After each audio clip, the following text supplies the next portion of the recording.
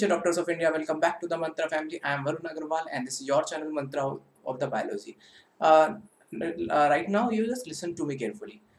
In the last month, NTA published one notice that the NIT exam, NIT 2020 exam, it may be conducted at the end of the May month. Okay, and we know like the situation is not allowed to them to conduct the same exam in that timeline. तो होता क्या है कि what happened exactly before coming to a confirmed news, rumors, okay, a bunch of the rumors surround to it. So ऐसा हो रहा है अभी. Okay, recently I go through the different kind of news.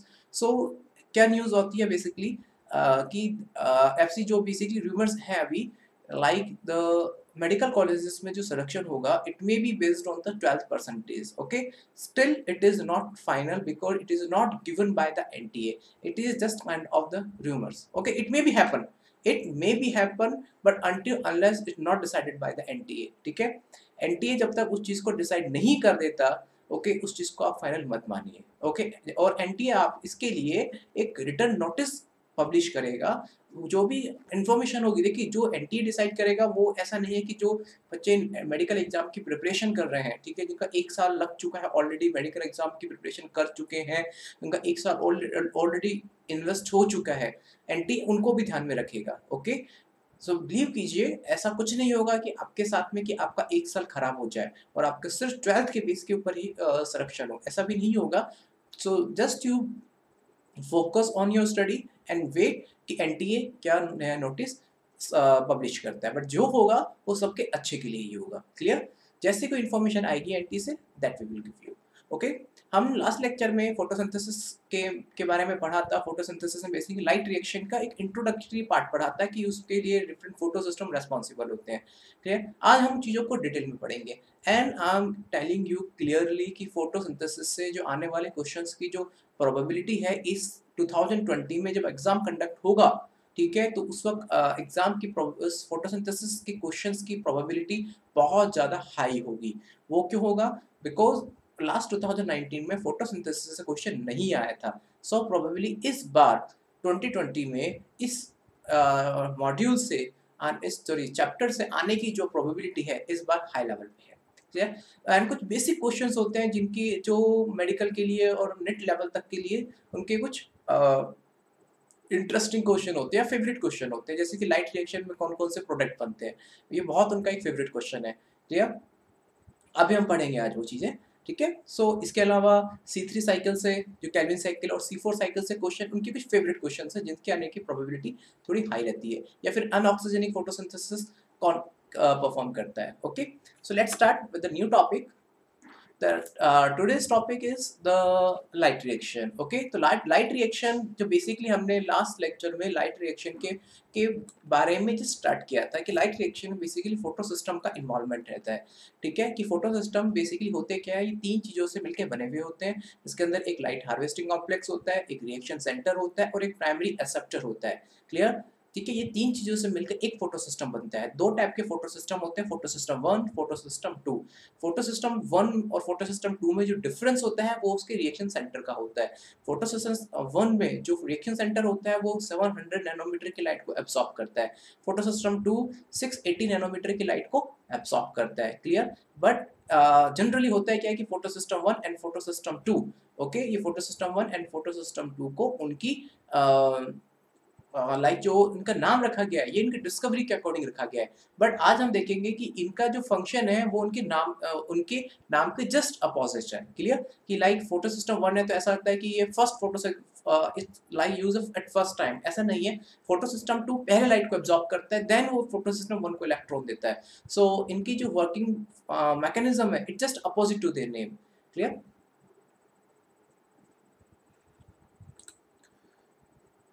Okay, आज के हमारे जो topic होंगे फोटोफॉस्फोरिलेशन, नॉन साइक्लिक फोटोफॉस्फोरिलेशन, ठीक है, cyclic photophosphorylation and significance of light reaction. ये आज हमारे 4 सब टॉपिक हैं. क्लियर हो गया? फोटोफॉस्फोरिलेशन क्या होता है, नॉन साइक्लिक फोटोफॉस्फोरिलेशन क्या है, साइक्लिक फोटोफॉस्फोरिलेशन क्या है, सिग्निफिकेंस ऑफ लाइट रिएक्शन. ये आज हमारे 4 सब टॉपिक है under the light reaction. Clear? Okay, now the photophosphorylation. देखिए मैं आपको बेसिक बता देता हूँ क्योंकि लिखा तो हुआ है जो ऑलरेडी वो मैक्सिमम कंटेंट एनसीईआरटी से है, तो वो तो आप रीड कर सकते हैं। तो बेसिक चीज़ जो मैं आपको बताऊँगा वो उस पे फोकस कीजिए, ठीक है? जैसे एक क्वेश्चन का एक स्टेटमेंट क्वेश्चन एक स्टूडेंट का क्वेश्चन था बहुत टाइम पहले, शायद मैंने आपसे डिस्कस भी किया हो। स्टूडेंट ने ये क्वेश्चन पूछा कि सर जब हमें नेट में जो बायोलॉजी का पेपर है, अगर 99.9% अगर एनसीईआरटी से ही आना है, तो फिर तो हमें सब tuition night not a kind of tuition और एक ट्यूटर की रिक्वायरमेंट ही क्या है? ओके, हम खुद भी स्टडी कर सकते हैं क्योंकि एनसीईआरटी को तो गीता माना जाता है नीट एग्जाम का। बिल्कुल सही है, आपका क्वेश्चन बिल्कुल सही है और ये भी बात स्टेटमेंट भी आपका बिल्कुल सही है कि एनसीईआरटी नीट एग्जाम के लिए उसकी गीता है। बट मैं जस्ट आपकी जो स्टेटमेंट में 1 या 2 लाइन ऐड करूँगा।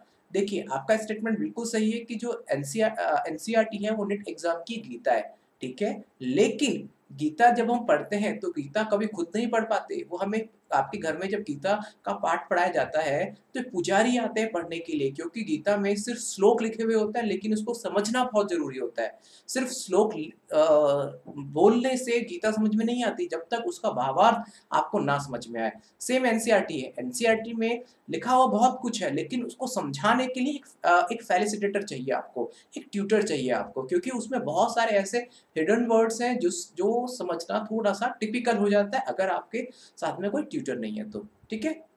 इसलिए एक अच्छे ट्यूटर की ज़रूर रिक्वायरमेंट होती है जो आपको हेल्प करे, जो आपकी हेल्प करे मेडिकल में सेलेक्ट होने के लिए, क्लियर? सो देखिए जो मैं फोटो फॉस्फोरिलेशन आपसे डिस्कस कर रहा था, देखिए ये फोटो और फॉस्फोरिलेशन ये 2 वर्ड से मिलके बना हुआ है।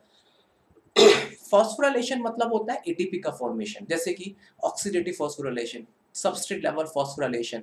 अब नया वर्ड है फोटोफॉस्फोराइलेशन।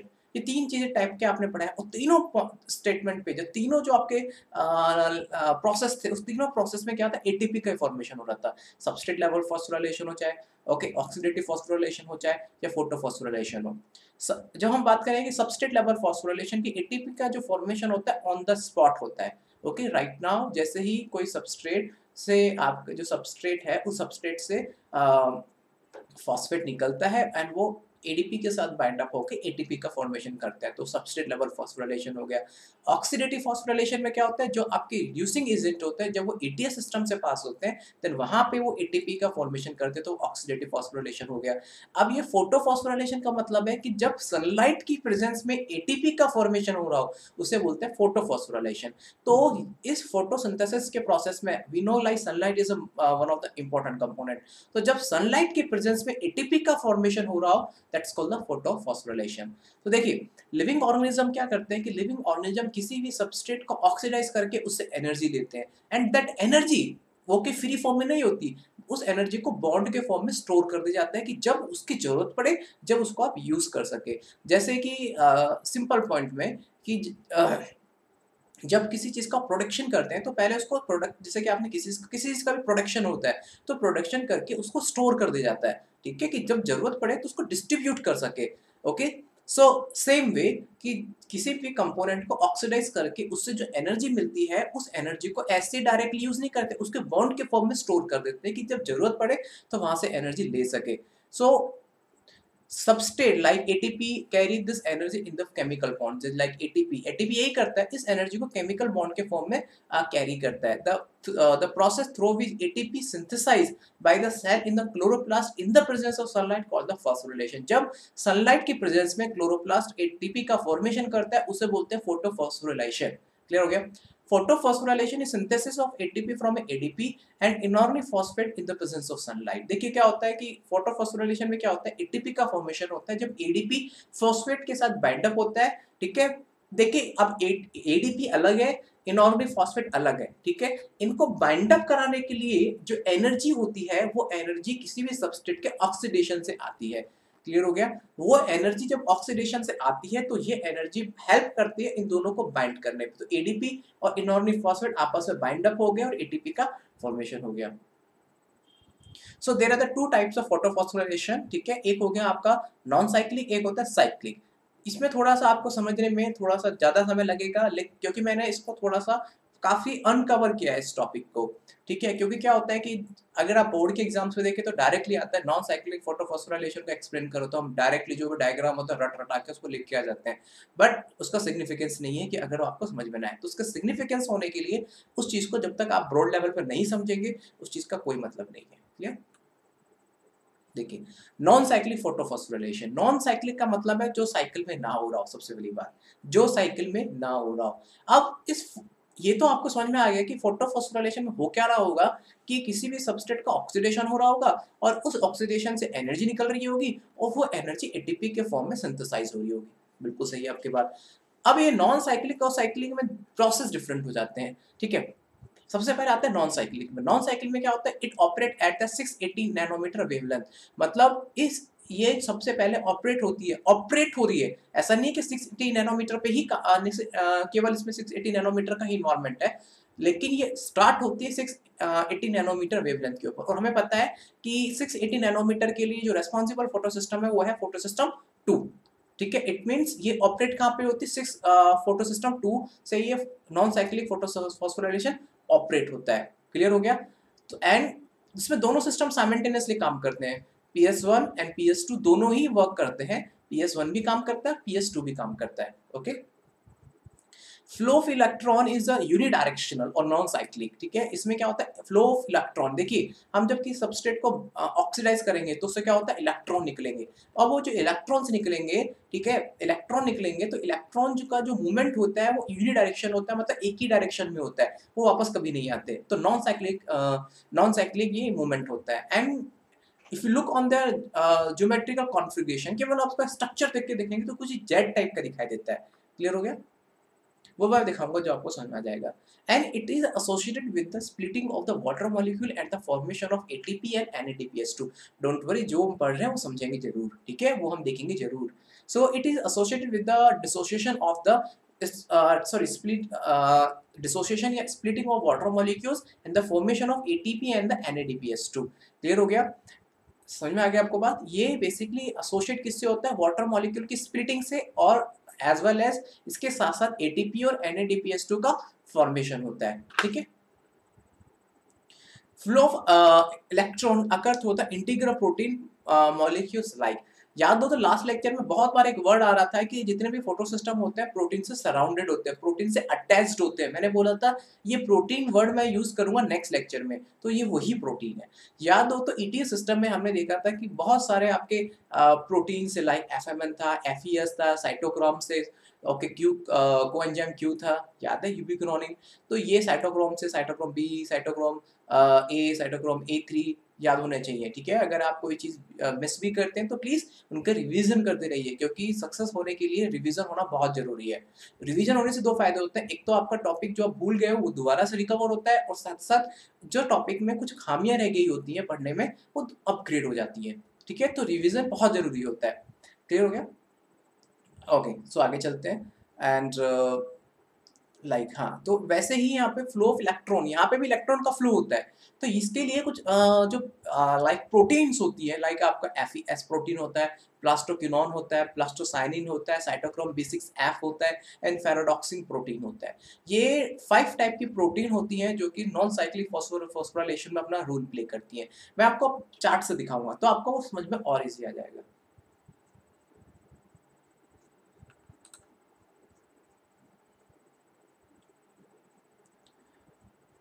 ओके, देखिए होता क्या है, अभी थोड़ी सी थ्योरी है, फिर मैं आपको एनिमेशन में ले चलूंगा।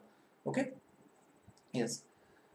इन photosystem 2 reaction centre chlorophyll a absorb 680 nanometre wavelength, मतलब ये स्टार्टिंग में क्या होता है कि क्लोरोफिल जो ए है वो एब्जॉर्ब करता है 680 नैनोमीटर की वेवलेंथ की लाइट को, and when it absorb this amount of light, then what happen, electron it jump from their orbit and it receive accept by the primary acceptor। याद हो फोटो सिस्टम में आपके 3 part थे, reaction centre, light harvesting complex and the primary acceptor. The same way when the electron jump from the reaction center, it accept by the primary electron acceptor। and ये primary electron receptor पे question बहुत बार आया है, ये favourite question है कि non cyclic और cyclic phosphorylation में कौन सा प्राइमरी एक्सेप्टर होता है। इसके अलावा जितना भी फर्दर जो चार्ट है उससे क्वेश्चंस कम आते हैं, बस एक ही क्वेश्चन जनरली आता है कि प्राइमरी एक्सेप्टर कौन सा है। ओके, वो भी हमको बता दूंगा कौन सा होता है। This electron affect by the electron acceptor, जब वो इलेक्ट्रॉन, जब क्लोरोफिल से जो इलेक्ट्रॉन आपका, क्योंकि क्लोरोफिल को जब एनर्जी मिलेगी तो उसका इलेक्ट्रॉन को एनर्जी मिलेगी तो वो एक्साइटेड मोड में आ जाएगा। जब वो एक्साइटेड मोड में आएगा तो इलेक्ट्रॉन अपने ऑर्बिट को छोड़ के ऊपर चला जाएगा। जब वो अपने ऑर्बिट को छोड़ के ऊपर आ जाएगा तो बहुत सारे प्रोटीन मॉलिक्यूल्स होते हैं उसका वेट कर रहे होते हैं कि जैसे वो आए और वो उसको एक्सेप्ट कर ले। अब वो जो इलेक्ट्रॉन्स होता है एक सीरीज ऑफ प्रोटीन मॉलिक्यूल्स से वो पास होता हो जाता है, और जब वो पास होता जाता है तो कुछ पर्टिकुलर लोकेशन पे अपनी एनर्जी रिलीज करता है जहां पे एटीपी का फॉर्मेशन होता है। It is something similar to the, not exactly something, it's a most of similar to the ETS system. Clear हो गया? Okay, the movement of electron is a downfill in terms of oxidation reduction or the redox potential। Okay, एक uphill और downhill का concept है, वो आपको मैं थोड़ी देर में समझा दूंगा, तो प्लीज ये भी डाउनहिल वाला छोड़ दीजिएगा, पहले ये समझ लीजिए होती है ऑक्सीडेशन रिडक्शन या रेडॉक्स पोटेंशियल क्या है।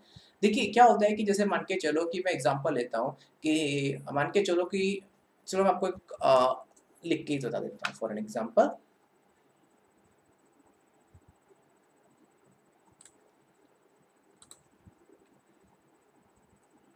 ठीक है, एक मॉलिक्यूल है ए, ठीक है, फिर दूसरा मॉलिक्यूल है बी, एंड फिर तीसरा मॉलिक्यूल है सी। क्लियर हो गया? एंड वी आर लुकिंग कि इलेक्ट्रॉन का ट्रांसफर कुछ इस तरीके से होता है, ए से बी एंड बी से सी, कुछ इस तरीके से इलेक्ट्रॉन का ट्रांसफर होता है कि ए से इलेक्ट्रॉन बी में जाता है एंड फिर बी से इलेक्ट्रॉन सी में जाता है। तो electron transfer electron take place from A to B and B to C. Clear हो गया? Now if you discuss the same thing according to the redox potential, okay, अब redox potential का दूसरा नाम होता है oxidation reduction potential। क्या होता है? देखिए हमेशा इलेक्ट्रॉन जो मूव करता है, मान के चलो ए से इलेक्ट्रॉन बी की तरफ मूव कर रहा है, तो इट मींस बी का जो रेडॉक्स पोटेंशियल है हायर साइड है इन कंपैरेटिव टू द ए। तो एंड अगर जो बी से सी की तरफ मूव करेगा मतलब सी का जो रेडॉक्स पोटेंशियल है वो हायर साइड है इन कंपैरेटिव टू द बी। ठीक है, रेडॉक्स पोटेंशियल में मतलब क्या होता है, देखिए इसके अंदर दोनों पोटेंशियल भी आते हैं, ऑक्सीडेशन भी पोटेंशियल भी आता है, रिडक्शन पोटेंशियल भी आता है। ए से बी की तरफ जा रहा है मतलब ए का रेडॉक्स पोटेंशियल कम है और बी का रेडॉक्स पोटेंशियल हाई है। क्लियर हो गया? और अब देखिए इलेक्ट्रॉन का मूवमेंट क्या, ए से बी की तरफ, इलेक्ट्रॉन पे चार्ज कौन सा होता है, नेगेटिव, और नेगेटिव चार्ज किस, नेगेटिव चार्ज कौन एक्सेप्ट करता है, पॉजिटिव चार्ज। मतलब जिस पे पॉजिटिव चार्ज ज्यादा होगा वो उसका रेडॉक्स पोटेंशियल हाई होगा, वो इजीली इलेक्ट्रॉन को एक्सेप्ट करेगा। अगर आप ए से बी की तरफ देखें तो आपको समझ में आएगा कि एक के ऊपर नेगेटिव रेडॉक्स पोटेंशियल है और बी के ऊपर पॉजिटिव रेडॉक्स पोटेंशियल है। हम सिर्फ ए के बी की बात करें, बी से सी की बात नहीं कर रहे। ए से बी मतलब ए के ऊपर नेगेटिव रेडॉक्स पोटेंशियल है और बी के ऊपर पॉजिटिव रेडॉक्स पोटेंशियल है। समझ में आ गया? पॉजिटिव मतलब negative to positive redox potential की तरफ वो जाता है इलेक्ट्रॉन का फ्लो, क्योंकि पॉजिटिव है देन इट नीड इलेक्ट्रॉन, उसको इलेक्ट्रॉन चाहिए, सो ए से बी की तरफ जाता है। ठीक है, तो ये हो गया मतलब नेगेटिव रेडॉक्स पोटेंशियल से पॉजिटिव रेडॉक्स पोटेंशियल की तरफ वो मूव करेगा। If you look in this direction, so B से सी की तरफ जा रहा है मतलब बी के ऊपर नेगेटिव रेडॉक्स पोटेंशियल है कंपैरेटिव टू सी, सी के ऊपर positive response, positive electron redox potential है। तो इस हमेशा जो इलेक्ट्रॉन का फ्लो होता है वो हमेशा रेडॉक्स पोटेंशियल की अकॉर्डिंग होता है। अगर आप इसको ऑक्सीडेशन पोटेंशियल और रिडक्शन पोटेंशियल के अकॉर्डिंग समझे, मतलब इससे क्या होता है, रेडॉक्स पोटेंशियल में दोनों आते हैं, ऑक्सीडेशन पोटेंशियल भी आता है, रिडक्शन पोटेंशियल भी आता है, वैसे फिजिकल केमिस्ट्री का पार्ट है। इट मींस ए का ऑक्सीडेशन पोटेंशियल हाई है, okay, in comparative to B, तो that's why A easily electron को रिलीज कर सकता है, और बी का जो रिडक्शन पोटेंशियल है वो बहुत हाई है, जो कि बी इजीली इलेक्ट्रॉन को एक्सेप्ट कर सकता है। क्योंकि जिसका देखिए oxidation potential, for an example मेरा ऑक्सीडेशन पोटेंशियल बहुत हाई है तो मतलब मैं इजीली इलेक्ट्रॉन रिलीज कर सकता हूँ। ठीक है, मेरे सामने जो पर्सन बैठा है उसका रिडक्शन पोटेंशियल बहुत हाई है, क्योंकि इसका मतलब जो मुझसे इलेक्ट्रॉन रिलीज हुआ है वो इलेक्ट्रॉन उसको एक्सेप्ट कर सकता है। ठीक है, जिसका रिडक्शन पोटेंशियल हाई होता है मतलब वो इतने इजी इलेक्ट्रॉन को एक्सेप्ट कर सकता है, इसका ऑक्सीडेशन पोटेंशियल हाई होता है इट मींस वो इजीली इलेक्ट्रॉन को रिलीज कर सकता है। तो is always that flow of electrons occur from negative redox potential to the positive redox potential, and ये जो लाइन लिखी हुई है कि the movement of the electron is a downfill, that we discuss later. Okay, now The electron are not used up by they pass through electron transport chain but are passed to the pigment of the photosystem 1. ठीक है, electron आ अब वो जो electric क्या होता है कि इसमें दो फोटो सिस्टम वर्क करते हैं, photo system 1 and photo system 2, ये दोनों काम करते हैं। तो फोटो सिस्टम 2 से जब इलेक्ट्रॉन निकलता है तो डिफरेंट कैरियर मॉलिक्यूल से वो इलेक्ट्रॉन पास होके जाता है। देन वो जो इलेक्ट्रॉन पास होके जा रहा है तो एट द एंड वो इलेक्ट्रॉन दोबारा PS2 को नहीं जाता, वो इलेक्ट्रॉन PS1 को ट्रांसफर हो जाता है। ठीक है, वही लिखा हुआ है, the electron are used up by they pass through electron transport chain but are passed on the pigment of the photosystem 1। ठीक है, मैं इसको भी यहाँ से रब कर देता हूँ।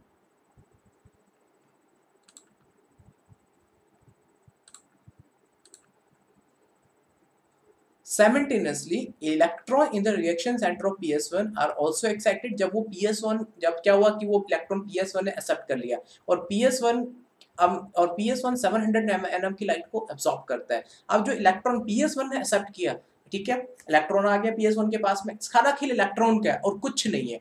PS1 के पास इलेक्ट्रॉन आ गया और उसने 700 नैनोमीटर की लाइट को एब्जॉर्ब किया। अब जो इलेक्ट्रॉन आया वो एक्साइटेड मोड में चला गया, फिर उसको अब वहां से इलेक्ट्रॉन रिलीज होगा। ठीक है, रिलीज होने के बाद में फिर वहां पे भी कोई प्राइमरी एक्सेप्टर बैठा होगा, वो इलेक्ट्रॉन को लेगा, फिर वो इस तरीके से रिएक्शन चलती रहेगी। अब हम ये चीज जितनी भी पढ़ी है रैंडमाइज थी, अब सबको हम सेंटर में लेके आते हैं through the one animation. Clear?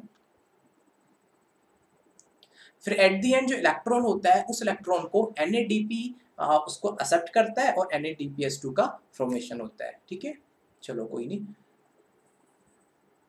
ये देखिए, ये डायग्राम मैंने बेसिकली लिया है आपका NCERT से, लेकिन NCERT में डायग्राम कंप्लीटली उन्होंने नहीं दिया हुआ। बहुत सारे एक्सेप्टर्स हैं, वो जो इलेक्ट्रॉन एक्सेप्टर्स हैं उनको मिस कर दिया। मैं यहाँ पे दिखा देता हूँ बेसिकली हो क्या रहा है यहाँ पे।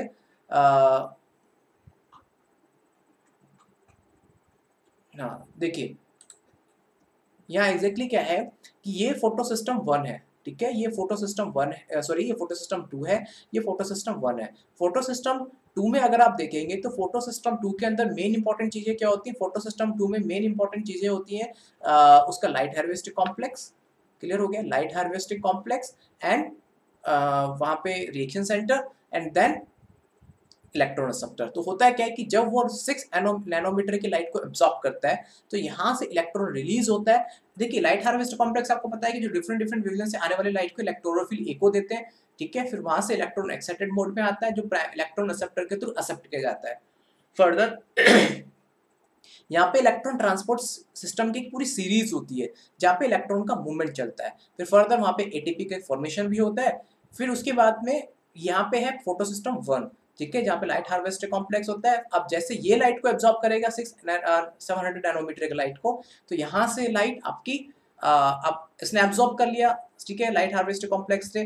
फिर वो आपको देगा क्लोरोफिल ए को, क्लोरोफिल से ए से जो इलेक्ट्रॉन एक्साइटेड मोड में आ गए, फिर वो प्राइमरी एक्सेप्टर के थ्रू एक्सेप्ट किए जाएंगे एंड देन फर्दर वो ये इलेक्ट्रॉन NADP प्लस को चला जाएगा और NADPS2 का फॉर्मेशन हो गया। तो एट दी एंड वो इलेक्ट्रॉन का यहाँ पे लॉस हो गया। क्लियर हो गया? ये जो अब यहाँ पे स्प्लिटिंग ऑफ वाटर एग्जैक्टली होता है क्या है कि जब क्लोरोफिल मॉलिक्यूल से कंटिन्यूअसली लाइट आती है तो क्या होगा, क्लोरोफिल मॉलिक्यूल से इलेक्ट्रॉन एक्साइटेड मोड में चला जाता है। अब सोचिए, इलेक्ट्रॉन का यहाँ लॉस हो रहा है, इलेक्ट्रॉन कभी वापस नहीं आ रहा है। अगर इसी तरीके से क्लोरोफिल मॉलिक्यूल से इलेक्ट्रॉन रिलीज होते रहे तो क्लोरोफिल मॉलिक्यूल तो खत्म हो जाएगा। इसके के लिए क्या होता है कि वहां इसके लिए वाटर मॉलिक्यूल की स्प्लिटिंग होती है और उनसे इलेक्ट्रॉन निकलता है और वो इलेक्ट्रॉन क्लोरोफिल की जो इलेक्ट्रॉन उनका जो रिमूव हो गया था उसकी वो रिकवरी करता है। क्लियर हो गया? अगर आप देखेंगे तो ये जो स्कीम है, अगर आप यहाँ पे देखिए इस तरीके से दिख रहा है आपको, ये जो पूरा है वो जेड शेप पे है, इसलिए इसको जेड स्कीम बोला जाता है। ठीक है, चलो कोई नहीं। अब हम थोड़ा सा इसको पढ़ते हैं एनिमेशन के पॉइंट ऑफ व्यू से। उस डायग्राम में एग्जैक्टली NCERT ने क्या किया कि बहुत सारे इलेक्ट्रॉन एक्सेप्टर की सीरीज को रिमूव कर दिया कि वो आप पढ़ लीजिए। तो वो मैं आपको सीरीज दिखाऊंगा। ओके, इन केस अगर आपको कुछ समझ में ना आए, क्योंकि कभी बार होता है नॉन साइक्लिक फोटोफॉस्फोरिलेशन कभी कभी समझ में नहीं आता, but I try my best कि आपको अच्छे से समझ में आए। Okay, let's start. देखिए, सबसे पहली बात आपको पता होना चाहिए कि ये जो फॉस्फोरिलेशन रिएक्शन है, ये फॉस्फोरिलेशन रिएक्शन होती है सिर्फ और सिर्फ थैलेकोइड की मेम्ब्रेन के ऊपर, क्योंकि फोटोसिस्टम थैलेकोइड की मेम्ब्रेन के ऊपर एम्बेडेड होते हैं। तो क्लियर, तो मतलब ये जो रिएक्शन हो रही है वो हो रही है थैलेकॉइड के ऊपर। Clear, okay. यहाँ पे देखिए मैंने बताया था कि ये जो नॉन साइक्लिक फोटोफॉस्फोराइलेशन है ये PS2 से ऑपरेट होता है। मतलब जब PS system photo system 2 680 nanometre की लाइट को एब्जॉर्ब करता है तो वहां से इलेक्ट्रॉन रिलीज होते हैं and that release electron is accepted by the primary acceptor. ठीक है, अब एक चीज और माइंड में रखिएगा, जब फोटॉन्स इस बेसिकली लाइट हार्वेस्टिंग कॉम्प्लेक्स से पास होते हैं तो इनका जब और इनसे जो दो इलेक्ट्रॉन रिलीज होते हैं, हमेशा माइंड में रखिएगा, इनसे दो इलेक्ट्रॉन रिलीज होते हैं। मतलब इस पूरे सिस्टम में दो इलेक्ट्रॉन का मूवमेंट होता है, हमेशा माइंड में रखिएगा। तो क्या हुआ, जैसे ही फोटोन, जैसे ही लाइट इन क्लोरोफिल मॉलिक्यूल्स के ऊपर आई तो क्लोरोफिल ने अपने दो इलेक्ट्रॉन रिलीज कर दिए क्योंकि इसके इलेक्ट्रॉन एक्साइटेड मोड में आ गए। क्लियर, अब वो जो इलेक्ट्रॉन है प्राइमरी एक्सेप्टर ने उन इलेक्ट्रॉन को एक्सेप्ट कर लिया। क्लियर, और आप जो क्वेश्चन में आपको बता रहे थे कि प्राइमरी एक्सेप्टर कौन से है, तो हमेशा माइंड में रखिएगा ferrous sulphur protein is your the first primary acceptor. ये क्वेश्चन बहुत बार आया है AIPMT में, नेट एग्जाम्स में क्वेश्चन काफी बार आया है। क्लियर हो गया नाउ। वैसे ये ETS के ऑलमोस्ट ऐसा ही है क्योंकि उसमें तो इलेक्ट्रॉनों का ही खेल था। वहां पे क्या था कि इलेक्ट्रॉन को जब आप फेंक रहे हो तो बॉल की तरह है कि जैसे जिस वक्त अपनी वो मैक्सिमम एनर्जी रिलीज कर देगा, ठीक है, तो वहां से फिर ATP का फॉर्मेशन होगा। Same here.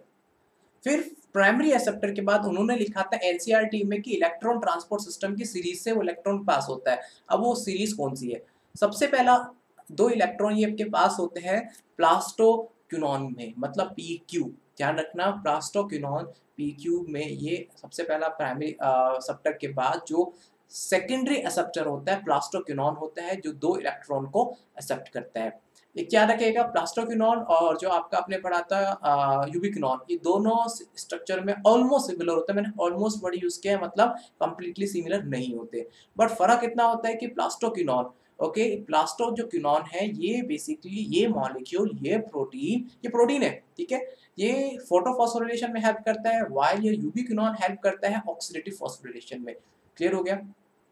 इवन ये भी लिपिड मेम्ब्रेन के अंदर एम्बेडेड होता है, ये लिपिड सॉल्युबल है, ये लिपिड के मेम्ब्रेन के अंदर धसा हुआ होता है ये। ठीक है, फिर प्लास्टोक्विनोन के बाद जो दो इलेक्ट्रॉन है वो ट्रांसफर किए जाते हैं साइटोक्रोम B6F में। ठीक है, ये साइटोक्रोम B6F को ये इलेक्ट्रॉन ट्रांसफर किए जाते हैं। ठीक है, फिर ये नेक्स्ट इलेक्ट्रॉन ट्रांसफर किए जाते हैं प्लास्टोसाइनिन को। तो साइटोक्रोम B6 का काम क्या होता है, साइटोक्रोम B6 का एक तरह से मीडिएटर का रोल करता है। ये प्लास्टोक्विनोन और प्लास्टोसाइनिन के बीच में एक मीडिएटर का रोल प्ले करता है। और मैंने बताया था प्लास्टोक्विनोन प्रोटीन होता है, साइटोक्रोम B6 तो आपको पता है कि प्रोटीन होता है। ठीक है, प्लास्टोक्विनोन एंड प्लास्टोसाइनिन ये प्रोटीन होते हैं, ये बेसिकली स्मॉल प्रोटीन्स होती हैं इसमें। और ध्यान रखना जैसे कि प्लास्टोक्विनोन, साइटोक्रोम, प्लास्टोसाइनिन सारे मेटलोप्रोटीन्स हैं। प्लास्टोक्विनोन एंड प्लास्टोसाइनिन ये कॉपर एम्बेडेड प्रोटीन है, इनके अंदर जो मेटल होता है वो कॉपर होता है। और साइटोक्रोम में क्या होता है मैंने आपको पढ़ा है, तो प्लीज इसका आंसर लिख भेजिए, मुझे बताइए कि इस मेटलोप्रोटीन में कौन सा मेटल प्रेजेंट होता है। क्लियर हो गया। फिर उसके बाद में प्लास्टोसाइनिन के बाद में जो इलेक्ट्रॉन्स हैं वो इलेक्ट्रॉन दिए जाते हैं फोटोसिस्टम 1 को। ठीक है, फोटोसिस्टम 1 को इलेक्ट्रॉन्स दिए जाते हैं। अब फोटोसिस्टम 1 700 नैनोमीटर की लाइट को एब्जॉर्ब करता है। अब देखिए अब लाइट को इसने एब्जॉर्ब कर लिया। अब लाइट को एब्जॉर्ब करने के बाद में अब उससे इलेक्ट्रॉन एक्साइटेड मोड में चला गया। ठीक है, ध्यान रखना यहाँ पे क्लोरोफिल मॉलिक्यूल का एक्साइटमेंट होता है लेकिन इनसे कोई इलेक्ट्रॉन नहीं निकलता, इलेक्ट्रॉन तो सेम वही है क्योंकि इसके पास ऑलरेडी एक्स्ट्रा इलेक्ट्रॉन है ना, इलेक्ट्रॉन तो आ ही रहा है उसके पास, तो क्लोरोफिल यहाँ पे अपना इलेक्ट्रॉन रिलीज नहीं करता। ये इलेक्ट्रॉन रिलीज कहाँ से होता है, ये इलेक्ट्रॉन ये जो आ रहा था उसी इलेक्ट्रॉन को ऊपर भेज देता है। ठीक है, फिर इसका जो प्राइमरी एक्सेप्टर होता है फेराडॉक्सिन FeS प्रोटीन। ठीक है, फेराडॉक्सिन फेरस सल्फर प्रोटीन होता है इसका प्राइमरी एक्सेप्टर। फिर उसके बाद में उस दो इलेक्ट्रॉन को NADP प्लस को दे दिया जाता है। NADP प्लस पता है आपको रिड्यूसिंग एजेंट है, और NADP प्लस को दो इलेक्ट्रॉन देके वो शांत हो जाता है। अब ये देखिए ये दो इलेक्ट्रॉन कहीं नहीं आए, वो वापस नहीं आए, सिस्टम में वापस आए ही नहीं। तो क्या होता है कि बार बार इलेक्ट्रॉन का लॉस चलता रहता है। तो इसलिए इलेक्ट्रॉन का लॉस बार बार ना हो तो जरूरी होता है कि कोई दूसरी ऐसा मॉलिक्यूल दे दी जाए जो इनके लॉस इलेक्ट्रॉन की रिकवरी कर सके। तो यहाँ पे क्या होता है, वाटर की स्प्लिटिंग होती है, फोटोलाइसिस होता है, मतलब सनलाइट की प्रेजेंस में वाटर की लाइसिस वाटर का ब्रेकडाउन होता है, और उससे जो दो इलेक्ट्रॉन है, ये दो इलेक्ट्रॉन दिख रहे हैं, ये दो इलेक्ट्रॉन फोटो सिस्टम 2 को दे दिए जाते हैं, जो इनके इलेक्ट्रॉन, जो इनके लॉस इलेक्ट्रॉन है, उनकी रिकवरी करता है। क्लियर हो गया? फिर now listen to me carefully. वैसे तो ये आपका नॉन साइक्लिक खत्म हो चुका है, बस मैं जो 2-3 चीजें आपको सिर्फ समझाना चाहता हूँ एक्स्ट्रा मोड पे, समझ लीजिएगा, जो कहीं आपको नहीं मिलेगी। देखिए क्या होता है कि जब यहाँ पे ये आपको प्लास्टोक्विनोन दिख रहा है, ये प्लास्टोक्विनोन बेसिकली ये इलेक्ट्रॉन एक्सेप्टर नहीं है, ये आपका प्रोटॉन एक्सेप्टर है। लेकिन अब फेरस सल्फर ने वो क्या किया, प्लास्टोक्विनोन वो इलेक्ट्रॉन दे दिया प्लास्टोक्विनोन को, और ये प्लास्टोक्विनोन क्या करता है, ये प्रोटॉन को एक्सेप्ट करता है, मतलब प्रोटॉन को लेके जाता है। ठीक है, ये क्या करता है, स्ट्रोमा से प्रोटॉन को लेता है और वो रिलीज कर देता है वापस स्ट्रोमा में। ठीक है, ये प्रोटॉन को एक्सेप्ट करता है, इलेक्ट्रॉन को एक्सेप्ट नहीं करता। लेकिन जब वो इलेक्ट्रॉन फेरस सल्फर प्रोटीन से इलेक्ट्रॉन प्लास्टोक्विनोन में आता है, तो मजबूरी में क्या होता है कि अब उसको इलेक्ट्रॉन एक्सेप्ट करना पड़ रहा है। अब वो प्रोटॉन उसको छोड़ने पड़ते हैं। ठीक है, ये प्रोटॉन उसको छोड़ने पड़ते हैं, क्योंकि अब देखिए मान के चलो प्लास्टोक्विनोन प्रोटॉन एक्सेप्टर है, इलेक्ट्रॉन एक्सेप्टर नहीं है। लेकिन अब वो जैसे इलेक्ट्रॉन, अब उसके पास इलेक्ट्रॉन आ गए, तो उसके पास जो ऑलरेडी प्रोटॉन थे, ठीक है, ऑलरेडी जो प्रोटॉन जो स्ट्रोमा से उसने लिए थे, वो प्रोटॉन उसको छोड़ने पड़ेंगे। अब वो जो प्रोटॉन उसने छोड़े थे, ठीक है, तो क्या होता है कि जब इलेक्ट्रॉन का मूवमेंट होता है, तो साइटोक्रोम B6 जैसे ही पास होता है, तो एनर्जी का एक बाउंस होता है, मतलब एनर्जी हाई अमाउंट में रिलीज होती है। तो यहाँ पे क्या होता है, प्रोटॉन पंप होता है, प्रोटॉन पंप होता है। यहाँ पे क्या होता है, प्रोटॉन पंप होता है। तो ये प्रोटॉन जो पंप है, ये एक्साइटेड करता है, क्योंकि जब साइटोक्रोम B6F के ऊपर जब एनर्जी बहुत ज्यादा हाई अमाउंट में आ गई, इलेक्ट्रॉन ने हाई अमाउंट ऑफ एनर्जी यहाँ पे दे दी है, तो ये इस हाई एनर्जी के प्रेजेंस में ये प्रोटॉन पंप काम करता है। और ये क्या करता है, उस स्ट्रोमा में जो दो हाइड्रोजन प्रेजेंट थे, उन हाइड्रोजन को जो स्ट्रोमा में प्रेजेंट थे, वो उनको थैलेकॉइड की मेम्ब्रेन में लेके आ जाता है।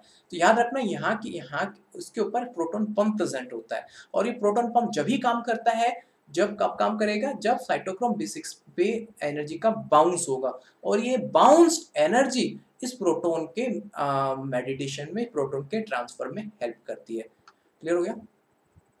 फिर ये प्रोटॉन एटीपी सिंथेसिस से पास होगा, और एटीपी सिंथेसिस से पास होने के बाद में फिर जैसे देखिए ये, हाँ एक मिनट रुकिएगा, ये दो हाइड्रोजन, फिर ये हाइड्रोजन एक्स्ट्रा हाइड्रो, ये प्रोटॉन थे, ये बेसिकली एटीपी सिंथेसिस से पास होंगे, और पास होने के बाद में इसके ऊपर एक एटीपी का फॉर्मेशन होगा। ठीक है, जैसे कि एटीपी हमने आज तक ETS में पढ़ा है, वही यहीं पे होगा। क्लियर हो गया? वैसे हम इसको और दोबारा पढ़ेंगे। ठीक है, ये जो लाइन में दिख रही है, ये लाइन आपकी थैलेकॉइड की ही लाइन है, मतलब इसके बाद स्ट्रोमा है। ठीक है, फिर उसके बाद में क्या होता है कि ये जो अब आपके जो दो प्रोटॉन से, ये निकल के आ गए यहाँ से एटीपी सिंथेसिस से, यहाँ पे एनर्जी का फॉर्मेशन, यहाँ पे मतलब एटीपी का फॉर्मेशन हो गया। अब प्रोटॉन तो डिफ्यूज होके बाहर आ गए, तो अब ये जो प्रोटॉन और इस प्रोटॉन में बहुत फर्क है। ये प्रोटॉन में हाई एनर्जी थी, अब ये प्रोटॉन लोअर एनर्जेटिक हो गए। तो ठीक है, ये प्रोटॉन लोअर एनर्जेटिक हो गए। अब ये लोअर एनर्जेटिक प्रोटॉन जाते हैं NADP प्लस के साथ में बाइंड अप होकर NADPH2 का फॉर्मेशन करते हैं। कई बार कंफ्यूजन क्या होता है, बहुत सारे बुक्स में अंदर क्या दिया गया है कि जो आपका NADP प्लस से जो बाइंड अप होता है, उसको डायरेक्टली यहीं से कनेक्ट कर देते हैं, डायरेक्टली उसको यहीं से कनेक्ट कर देते हैं कि ये यहाँ पे ये जो आपके दो प्रोटॉन है NADP प्लस से बाइंड अप होते हैं और NADPH2 का फॉर्मेशन कराते हैं। फिर वो जब हम पढ़ेंगे कीमोऑस्मोटिक थ्योरी, उसमें क्या पढ़ाते हैं कि NADPH2 जो उसके लिए जो एक्चुअली एंजाइम एक रेस्पॉन्सिबल होता है, ओके, इसके लिए एक एंजाइम होता है, NADP रिडक्टेज एंजाइम होता है, और ये NADP रिडक्टेज एंजाइम स्ट्रोमा में प्रेजेंट होता है। ठीक है, और फिर वो स्ट्रोमा से प्रोटॉन को लेता है और वो NADPH2 में कन्वर्ट करता है। दोनों लाइन यहाँ कॉन्फ्लिक्ट कर गई। क्या कन्फ्लिक्ट कर गई? पहले हम क्या दिखा रहे थे कि जो थैलेकॉइड में जो प्रोटॉन बने हैं हाइड्रोजन की वाटर की स्प्लिटिंग से, वो प्रोटॉन NADP प्लस से एसोसिएट होकर NADPH2 का फॉर्मेशन कर रहे हैं।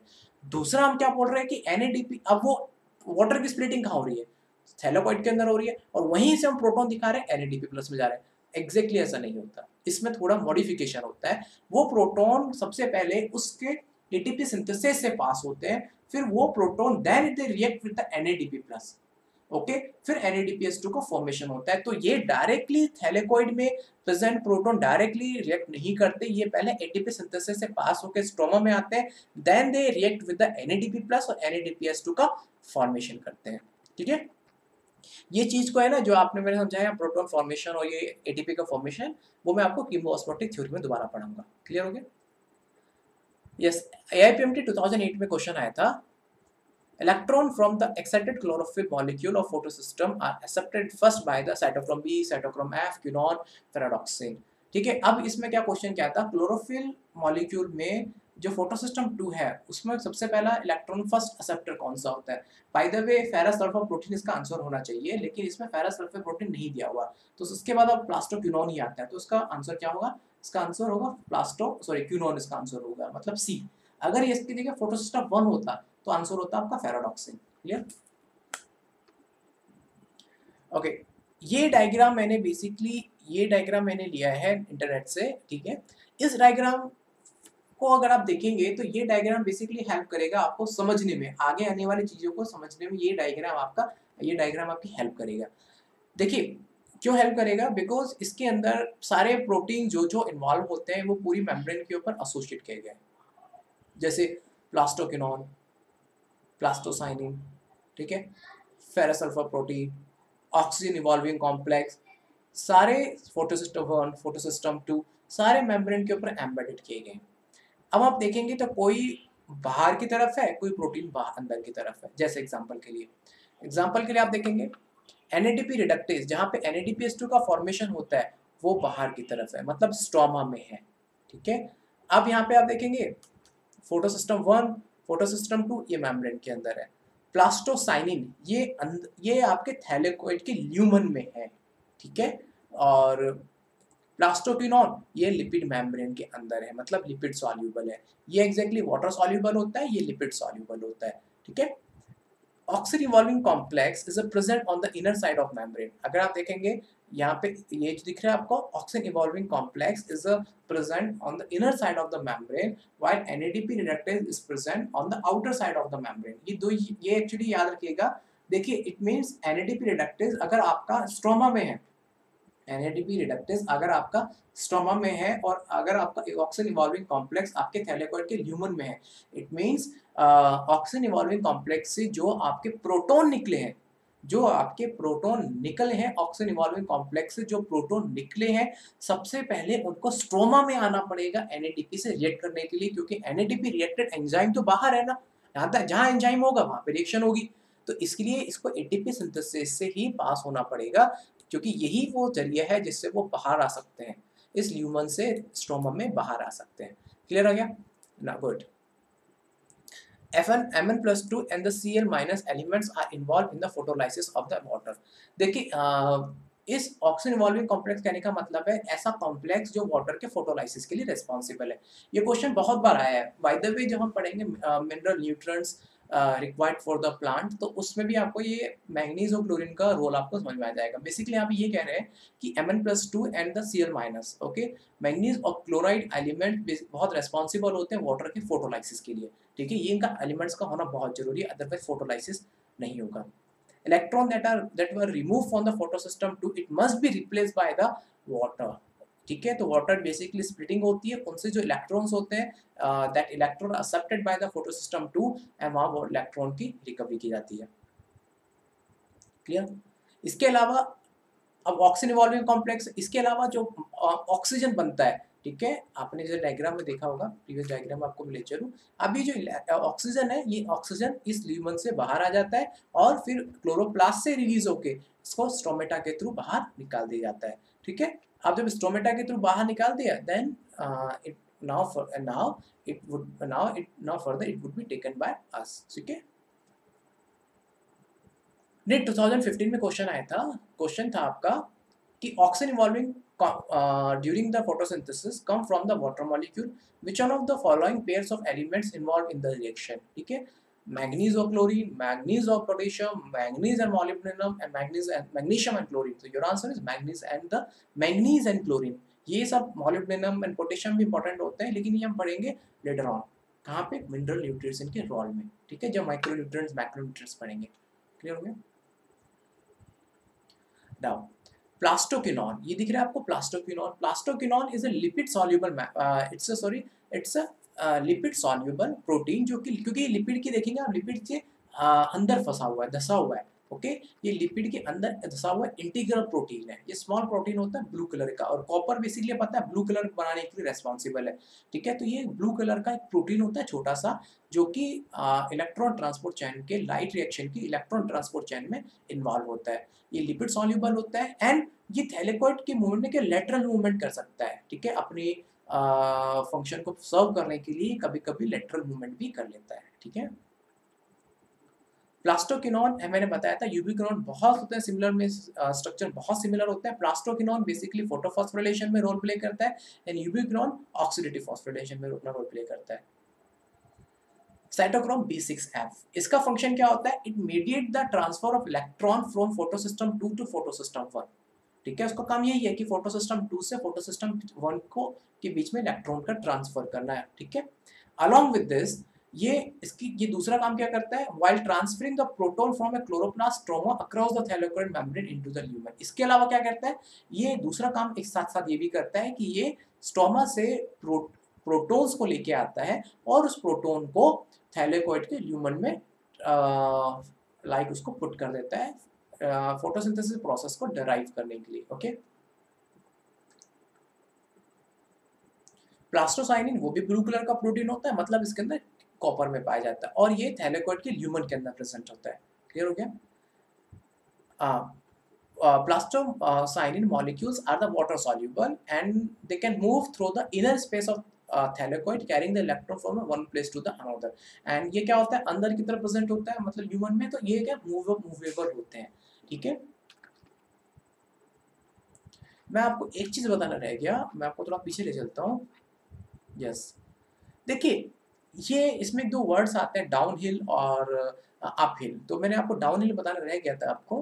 देखिए क्या होता है यहाँ पे, अगर आप देखेंगे जब प्राइमरी एक्सेप्टर की, क्योंकि जब इलेक्ट्रॉन को यहाँ पे प्राइमरी एक्सेप्टर एक्सेप्ट करता है तो यहाँ पे तो उसको एक्साइटेड होना पड़ता है, क्योंकि उसको नीचे से ऊपर की तरफ आना पड़ रहा है, तो उसको एनर्जी चाहिए। लेकिन जब ये प्राइमरी एक्सेप्टर से यहाँ इधर की तरफ मर जाता है तो इसे बोलते हैं डाउन हिल मूवमेंट, मतलब नीचे की तरफ जा रहा है।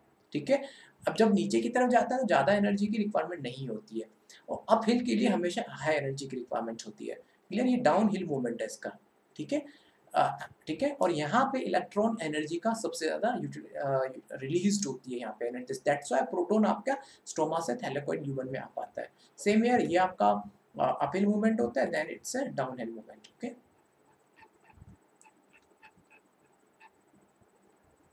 now next is a cyclic photophosphorylation। Cyclic photophosphorylation और नॉन साइक्लिक फोटोफॉस्फोराइलेशन में डिफरेंस क्या है कि साइक्लिक फोटोफॉस्फोराइलेशन में ये साइकिल में चलता है, मतलब इसमें इलेक्ट्रॉन का लॉस को नहीं होता। समझ में आ गया? और दूसरा क्या है कि ये 700 नैनोमीटर के ऊपर ऑपरेट किया जाता है, तो मतलब इसमें सिर्फ फोटोसिस्टम 1 ही काम करता है। क्लियर हो गया? It is associated with the formation of 2 ATP and oxygen is not involve.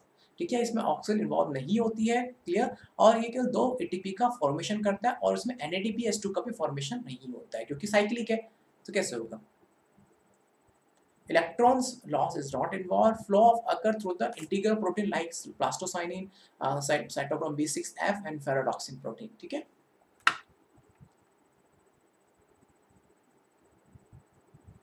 when the PS1 is functional, the electron is circulated within a photosystem and the phosphorylation occur due to the cyclic flow of electrons। ठीक है, a possible location where could be, देखिए अब क्या होता है कि ये कहाँ पे होगा ऐसा, ऐसा कहाँ पे होगा कि जहाँ पे केवल साइक्लिक ही चले, मतलब फोटोसिस्टम वन ही यूज हो रहा हो। देखिए ग्रेना की अगर बात करें, थैलेकॉइड की बात करें, तो उसमें दोनों तरह के फोटोसिस्टम इन्वॉल्व होते हैं, तो दैट्स वाई दोनों तरह नॉन साइक्लिक फोटोफॉस्फोराइलेशन चलता है। लेकिन जो स्ट्रोमल एमिली है, स्ट्रोमल एमिली है एक ऐसी पोजीशन है जहाँ पे केवल फोटोसिस्टम 1 ही प्रेजेंट होता है, फोटोसिस्टम 2 प्रेजेंट नहीं होता।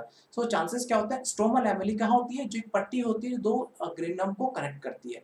ठीक है, तो वहाँ उस लोकेशन पे फोटोसिस्टम 1 ही प्रेजेंट होता है, तो वहाँ चांसेस होता है वहाँ केवल साइक्लिक फोटोफॉस्फोराइलेशन ही काम करेगा। क्लियर हो गया? ठीक है, जहाँ पे लिखा भी हुआ है, लेकिन इसके अंदर NAD रिडक्टेज एंजाइम नहीं होता है, तो NADPH2 का फॉर्मेशन नहीं होगा। The excited electron does not pass through the NADP and cyclic back to the PS1। ठीक है, ये हम देख लेंगे एनिमेशन के थ्रू। The cyclic flow hence result in the synthesis of ATP but not of NADPH2। मतलब यहाँ पे सिर्फ एटीपी का फॉर्मेशन होता है, NADPH2 का फॉर्मेशन नहीं होता। Cyclic phosphorylation also occur when light of photosynthesis for light of wavelength beyond to the 6 nanometer are available for the excitation। देखिए साइक्लिक फॉस्फोरिलेशन के दो चांसेस हैं। पहला कहाँ पे होगा, पहला होगा कि वो स्ट्रोमा लैमेली के ऊपर हो, या फिर जो इनकमिंग है, जो अपकमिंग जो लाइट है, ठीक है, जो लाइट है अगर उसकी वेवलेंथ 6 नैनोमीटर 680 नैनोमीटर से ऊपर की आ रही हो, ठीक है, 680 नैनोमीटर से अगर कम या उसके बराबर की होगी तो फोटो सिस्टम 2 भी काम कर जाएगा, ठीक है। लेकिन अगर वो एक्सेप्ट ही, लेकिन आ ही जो लाइट है वो 680 नैनोमीटर से ऊपर का आ रही हो, मतलब 680 नैनोमीटर में 700 नैनोमीटर होता है जहाँ पे केवल PS1 काम करता है, तो वहां पे केवल आपका साइक्लिक फोटोफॉस्फोरिलेशन ही चलेगा, ठीक है। ये बेसिकली आपको डायग्राम गिवन है एनसीईआरटी में, इन्होंने सिर्फ वही दिखा रखा है क्लोरोफिल के P700 के ऊपर लाइट आती है, देन फिर इलेक्ट्रॉन एक्सेप्ट किया जाता है एंड फिर इलेक्ट्रॉन का मूवमेंट चलता है, बट कौन से इलेक्ट्रॉन ट्रांसपोर्ट सिस्टम है वो उन्होंने मेंशन नहीं किया, ठीक है। ठीक है, ये सब लाइन आप पढ़ चुके हैं ऑलरेडी। देखिए मैं आपको एनिमेशन से दिखा देता हूँ। ये आपका है PS1 जहाँ पे 700 नैनोमीटर की लाइट आती है। अब वो जो इलेक्ट्रॉन्स है एक्साइटेड होते हैं और फेरस सल्फर प्रोटीन, फेराडॉक्सिन प्रोटीन होती है जो उसको एक्सेप्ट करता है, क्लियर। फिर उसके बाद में ओके, ये बेसिकली ये दिख रहा है आपको प्राइमरी एक्सेप्टर, सॉरी, ये जो प्राइमरी एक्सेप्टर है ये फेराडॉक्सिन ही है, ओके। फिर उसके बाद में ये दो इलेक्ट्रॉन्स को ट्रांसफर कर दिया जाता है साइटोक्रोम B6 पे, क्लियर हो गया। और जब साइटोक्रोम B6 पे इलेक्ट्रॉन को ट्रांसफर किया जाएगा तो एक एटीपी का फॉर्मेशन होगा, क्लियर। फिर जब साइटोक्रोम B6 से साइटोक्रोम F की तरफ जाते हैं तो एक एटीपी का और फॉर्मेशन होगा। ये एटीपी का फॉर्मेशन क्यों हो रहा है, क्योंकि इसलिए हो रहा है कि फेराडॉक्सिन से जब साइटोक्रोम B6 पे इलेक्ट्रॉन का ट्रांसफर किया जाता है तो उस पर एनर्जी का बाउंस होता है, और जब एनर्जी बाउंस होती है तो उस वक्त प्रोटॉन को स्ट्रोमा से लेके ल्यूमन में डाल दिया जाता है, क्योंकि क्या होता है प्रोटॉन पंप पंप कब काम करेगा, जब उसको एनर्जी मिलेगी, और यहाँ पे एनर्जी का बाउंस हाई लेवल पे होता है। तो जब एनर्जी का बाउंस हाई लेवल पे होता है उस वक्त प्रोटॉन को लिया जाता है स्ट्रोमा से और against to the gravity, against to the concentration gradient उनको स्ट्रोमा से उठा के ल्यूमन में डाल दिए जाते हैं। Same here on the cytochrome F, और साइटोक्रोम B6 पे और साइटोक्रोम एफ पे ऐसा ही होता है, ठीक है। फिर प्लास्टो साइनिन इलेक्ट्रॉन एक्सेप्ट करता है, फिर फर्दर उस इलेक्ट्रॉन को ट्रांसफर कर देते हैं हम कहाँ पे, PS1 के रिएक्शन सेंटर पे। तो यहाँ पे वो दो इलेक्ट्रॉन को वापस से उन्होंने ट्रांसफर कर दिया। तो इस पूरे सिस्टम में केवल 2 एटीपी का फॉर्मेशन हो रहा है, इसके अलावा कहीं NADPH2 का फॉर्मेशन नहीं है, ऑक्सीजन का कोई इन्वॉल्वमेंट ही नहीं है, ठीक है। ऑक्सीजन का यहाँ पे कोई इन्वॉल्वमेंट नहीं होता, ऑक्सीजन यहाँ रिलीज नहीं होती है, क्लियर हो गया। क्योंकि यहाँ वाटर की स्प्लिटिंग नहीं होती, तो वाटर की स्प्लिटिंग कहाँ पे होगी, वाटर की स्प्लिटिंग होगी केवल जहाँ पे PS2 के साथ एसोसिएट होती है, PS1 के साथ वाटर की कोई स्प्लिटिंग एसोसिएशन नहीं होता। 2 एटीपी का सिंथेसिस होता है यहाँ पे। AIPMT 2009 में क्वेश्चन था कि cyclic photophosphorylation result in the formation of, क्यों क्या बनाता है, NADPH, ATP and NADPH, ATP NADPH and O2, या फिर ATP, ये सिर्फ ATP बनाता है। तो D is your answer, okay. एक चीज याद रखिएगा, जब आपको मैं एमसीक्यू दिखा रहा हूँ प्लीज आप उनको बुक में नोट कर लीजिए कि AIPMT में 2009 में 2010 में 2018 19 में ये क्वेश्चंस आए थे, clear. Significance of light reaction. Oxygen is a vital for the all living organism which is released only in this light reaction, और वो भी कहाँ पे होगा, सिर्फ नॉन साइक्लिक फोटोफॉस्फोरिलेशन में, क्लियर। सो जरूरी है कि दोनों फोटो सिस्टम एक साथ काम करें। ATP and NADPH are called the assimilative power of the cell. Both are used to reduce the carbohydrate. Okay, carbohydrate को रिड्यूस करने के लिए दोनों बहुत जरूरी है। यहाँ पढ़ेंगे हमारा जो नेक्स्ट टॉपिक होगा, नॉट एग्जैक्टली नेक्स्ट टॉपिक होगा हमारा, होगा डार्क रिएक्शन से। वहाँ देखेंगे कि NADPH2 की रिक्वायरमेंट होती है, ठीक है, तो जो कार्बोहाइड्रेट का फॉर्मेशन होता है। So basically non cyclic photophosphorylation most favourable होनी चाहिए, क्योंकि उसी में ऑक्सीजन का इन्वॉल्वमेंट भी होता है, दूसरा भी वाटर की स्प्लिटिंग होती है। सेकंड, वहाँ पे NADPH2 का फॉर्मेशन होता है, NADPH2 ग्लूकोज के फिक्सेशन के लिए बहुत जरूरी है, क्लियर। ओके, सो यहाँ पे हमारा नॉन साइक्लिक फोटोफॉस्फोरिलेशन ओवर हो गया, साथ साथ साइक्लिक फोटोफॉस्फोरिलेशन भी ओवर हो गया, मतलब कंप्लीट हमारी लाइट रिएक्शन कंप्लीट हो गई और हमारे जो चारों सब टॉपिक्स है वो भी कंप्लीट हो गए। अब हमारा जो नेक्स्ट लेक्चर होगा वो होगा कीमोऑस्मोटिक थ्योरी के ऊपर, जो हमने दिखाया कि वहाँ एटीपी का फॉर्मेशन हो रहा है, वो एग्जैक्टली एटीपी का फॉर्मेशन होता कैसे है बस वो समझना बाकी है। इसके अलावा almost we have complete each and everything including the few of questions, okay, which had come in the previous examination, clear? And जब तक आप घर पे रहिएगा और सुरक्षित रहिएगा, ठीक है? In case if you have any query regarding the lecture, regarding the content, और आप चाहते हो कि मैं और डिफरेंट तरीके से पढ़ाऊँ या आपको कुछ समझ में नहीं आ रहा है, please you are free to you just feel free to talk to me, okay? धन्यवाद।